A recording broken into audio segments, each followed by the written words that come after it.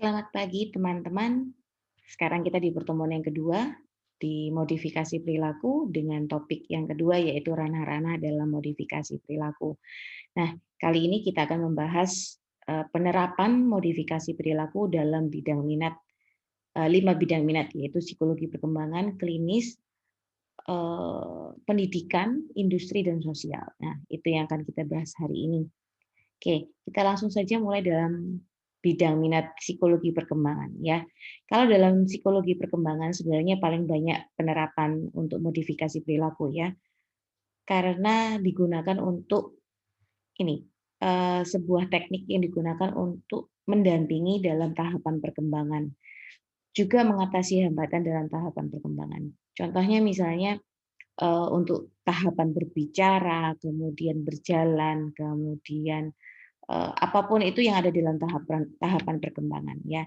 Dan ini lebih cocok untuk individual ya, lebih cocok untuk individual. Baik untuk tahapan perkembangan normal ataupun orang yang memiliki disabilitas. Nah, orang-orang yang disabilitas ini biasanya mempunyai perilaku keberkurangan atau defisit yang serius. Yang kita bahas minggu lalu bahwa sebenarnya modifikasi perilaku itu jauh lebih fokus pada yang kekurangan, ya perilaku yang berkekurangan atau perilaku yang berlebihan. Itu yang akan menjadi tujuan utama dalam modifikasi perilaku untuk mengurangi perilaku yang berlebihan atau meningkatkan perilaku yang berkekurangan. Nah, di dalam psikologi perkembangan ini juga digunakan untuk tadi yang disabilitas atau yang berlebihan tadi. Orang-orang dengan gangguan perkembangan mungkin saja mempunyai masalah perilaku yang serius termasuk perilaku menyakiti diri, perilaku agresif, eee, termasuk juga perilaku merusak. Nah, ini adalah ranah ranah modifikasi perilaku dalam psikologi perkembangan. Ini tidak hanya untuk anak kecil, tapi juga sampai orang dewasa. Namanya saja tahap psikologi perkembangan ya. Psikologi perkembangan itu kan dari eee, bayi ya, sampai eee, lansia, ya. Nah, selain itu juga untuk yang anak-anak yang berkebutuhan khusus itu juga digunakan. Nah, ada salah satu teknik yang paling sering digunakan untuk anak autis yaitu adalah metode ABA. Nanti akan kita bahas di teknik modifikasi ya. Nah, satu lagi yang paling sering juga digunakan itu adalah prinsip operant conditioning. Operant conditioning ini tidak hanya dalam ranah psikologi perkembangan, nanti dalam ranah psikologi pendidikan juga ada, dalam ranah psikologi sosial juga ada, hampir ada ya. Prinsip operant conditioning ini hampir digunakan di setiap ranah bidang minat ya, baik di pendidikan, industri, sosial, klinis, perkembangan itu digunakan operant conditioning. Oleh karena itu kalian harus benar-benar memahami apa sih itu operant conditioning, karena operant conditioning ini yang memiliki peran penting untuk membentuk perilaku dan mengurangi perilaku. Ingat tadi, tujuan modifikasi perilaku adalah mengurangi perilaku yang berlebihan dan meningkatkan perilaku yang berkekurangan. Sehingga operant conditioning ini menjadi teknik yang paling apa ya, dasar, konsep dasar atau fondasi paling dasar dalam modifikasi perilaku. Nah, kalau kalian bingung apa itu operant conditioning, gampangannya kata kuncinya adalah reinforcement dan punishment. Nah, coba diingat kembali, apa sih reinforcement dan punishment? Sebenarnya ini paling mudah. Reinforcement jelas ya, itu adalah sebuah reward dan sebagainya. Itu yang paling paling sering. Namun ada juga yang disebut reinforcement negatif, ada yang juga yang disebut reinforcement positif. Nah, ini akan kita bahas minggu depan. Coba kali ini sebelum kalian mendengarkan di presentasi minggu depan, coba sih diingat-ingat kembali apa sih itu reinforcement positif dan apa itu reinforcement negatif. Kapan kamu belajar ini? Waktu di psikologi belajar. Pasti kalian sudah mempelajari ini. Begitu juga arti dari punishment. Kalau ini jelas hukuman ya. Nah, sekarang kita beranjak ke bidang minat lainnya yaitu psikologi klinis. Nah, kalau psikologi klinis ini juga sama ya. Ranahnya hanya untuk individual. Jadi bukan berkelompok, bukan masyarakat, tapi cenderung ke individual. Dan digunakan untuk apa? Untuk permasalahan-permasalahan gangguan jiwa, baik yang psikotik maupun neurotik, baik yang ringan maupun berat gitu ya. Schizofren pun bisa menggunakan modifikasi perilaku, terutama untuk perilaku-perilaku kesehariannya, seperti untuk makan, minum untuk yang schizofren ya, untuk makan atau untuk mandi. Jadi perilaku-perilaku sehari-hari bisa diatasi dengan menggunakan teknik salah satu teknik modifikasi perilaku yaitu token ekonomi yang paling banyak digunakan untuk penderita schizofrenia. Nah, kalau psikologi klinis, prinsip psikologi ini hanya untuk digunakan orang dengan masalah pribadi, dalam arti individual tadi ya.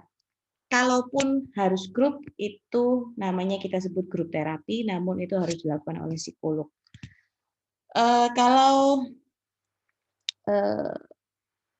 individual, teknik modifikasi perilaku ini sebenarnya bisa digunakan atau diterapkan oleh orang awam. Namun kalau ada kasus dengan gangguan jiwa psikotik dan neurotik, mau tidak mau, itu harus menggunakan atau harus merujuk, harus meminta tolong dengan psikolog. Tidak bisa dilakukan secara mandiri ataupun oleh keluarga. Nah, modifikasi perilaku dalam setting psikologi klinis biasanya kita sebut dengan terapi perilaku atau behavior therapy.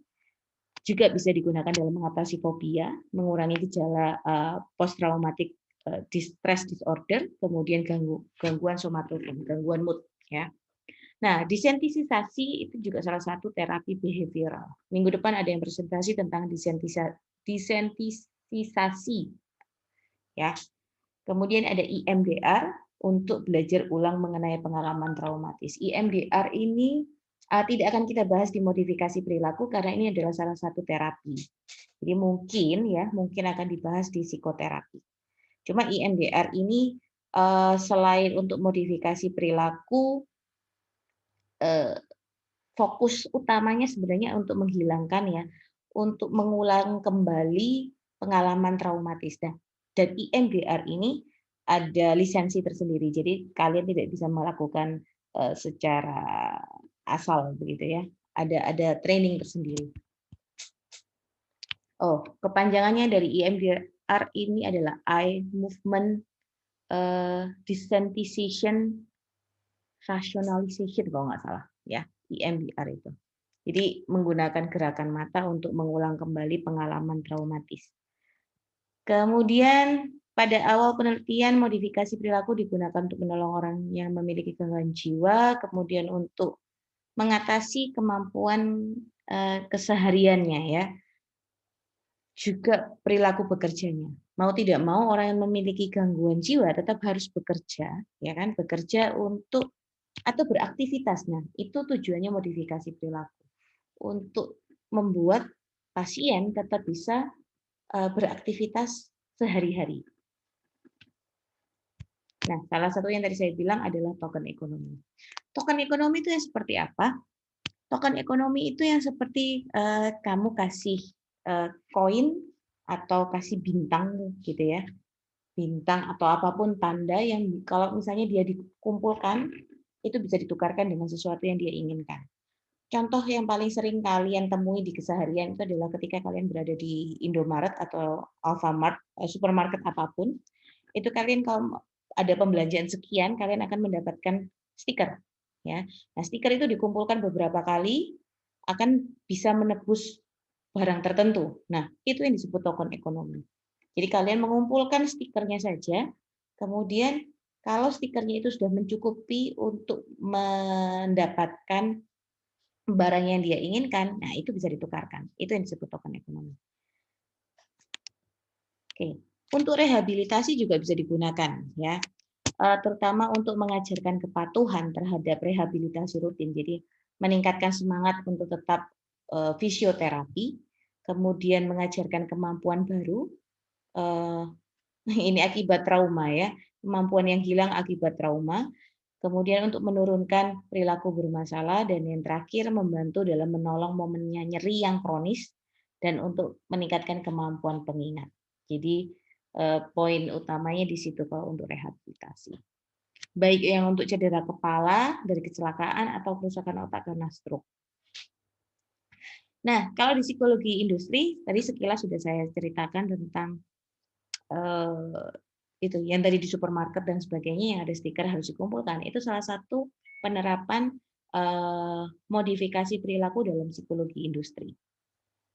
Nah, selain itu juga digunakan untuk dalam setting bisnis industri, untuk pelayanan umum juga, untuk manajemen dalam industri itu sendiri, manajemen dalam organisasi itu sendiri, termasuk juga dalam meningkatkan performance kerja, keamanan kerja, kedisiplinan karyawan dan sebagainya. Itu menggunakan modifikasi perilaku. Biasanya kan ada gini, kalau telat masuk kantor dapat hukuman, dapat potongan gaji, ya, gajinya dipotong. Atau misalnya kalau, mencapai target tertentu dia akan mendapatkan bonus. Nah, itu adalah salah satu teknik modifikasi perilaku menggunakan reinforcement dan punishment. Oke. Dan yang berikutnya yang psikologi sosial. Nah, kalau psikologi sosial ini juga saya rasa kalian pernah menjadi subjeknya. Menjadi objeknya ya. Objek dalam dimodifnya. Misalnya sekarang ini kan entah sekarang atau beberapa tahun yang lalu kita mulai aware dengan menggunakan peralatan untuk mengendara, jadi helm dan sebagainya. Nah, kalau misalnya tidak digunakan akan mendapatkan sanksi. Nah, itu salah satu teknik modifikasi perilaku. Nah, kalau yang sekarang yang lagi boomingnya, lagi hangat-hangatnya itu adalah tentang pandemi, di mana kalian harus memakai masker. Kalau tidak memakai masker, kalian akan mendapatkan sanksi. Nah, sanksi yang dimaksud ini adalah sebenarnya punishment.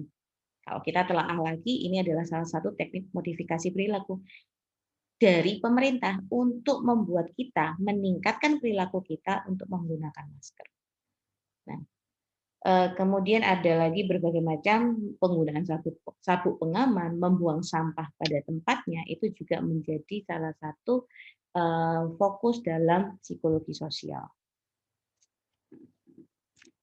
Nah, kalau pendidikan saya cukup bisa banyak berbicara karena saya menerapkan sendiri waktu menjadi guru teknik modifikasi perilaku.